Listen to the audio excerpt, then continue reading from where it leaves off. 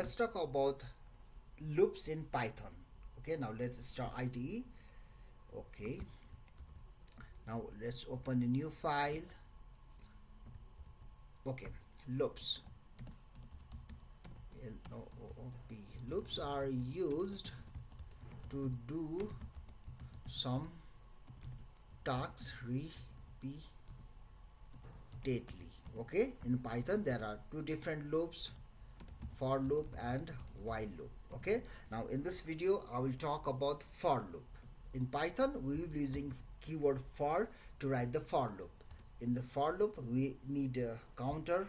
Okay, I, let's suppose I, or we can give any variable yux. Now we will specifying a range 1 to 10.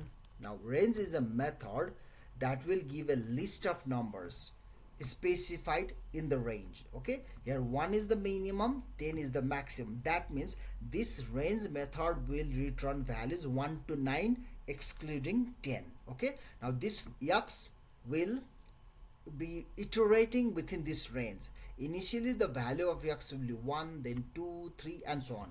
Now let's display this yux. Okay, save this. Now we're for underscore I dot py. Now let's save this in my Python folder. Okay, save this, overwrite it, whatever it may be. Okay, now let's run this, run module. Now we can see 1 2 3 4 5 6 7 8 9. There is no 10. X will be excluded.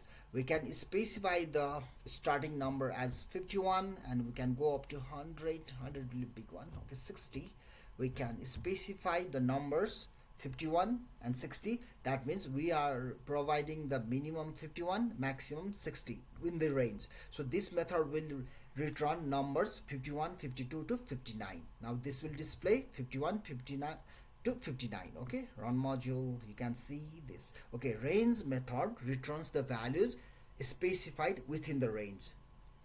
Now what we can do is we can square this value, multiply, it will be a big one, let's 10. Okay, now initially it will display the value of yux, then this print will display yux squared. Okay, so there are two print, and in case of the for we are having a block of statements. So block is specified by the number of spaces, indentation, we have to remember that. Here both print are having same number of space at the beginning. This is called indentation. So these two prints belongs to same block. Okay, so this for loop has two statements. Now let's save this. Now let's execute it. Now you can see 1 1 2 4 3 9. That means first the value 1 is displayed, then 1 into 1, then 2 is displayed, then 2 into 2, 3, 3 into 3 and so on. In this way we can use a simple loop. Now let's write another one. Let's have a sum as 0. Now let's have a for I in range 1 to 10. Sum is equal to sum plus I. Okay, then forget it. Just one statement within this for loop. Print sum comma sum. Now what I'm trying to do is I'm trying to add all the numbers within this range. That means 1 to 9.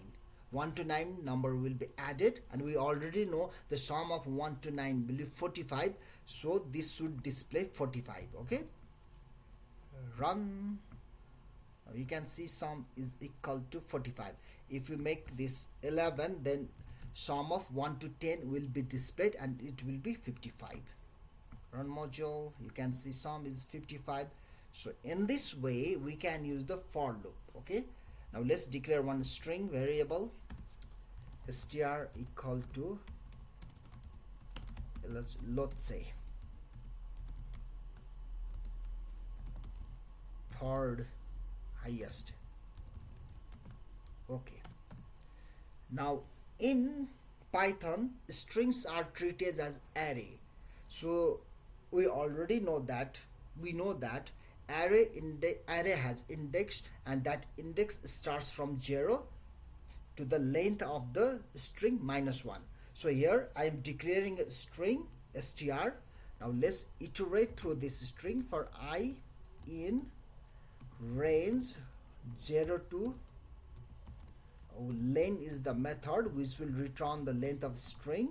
Okay, then I will print, okay, str square bracket is used to access the elements of the array. So this loop will run from 0 to length of the string.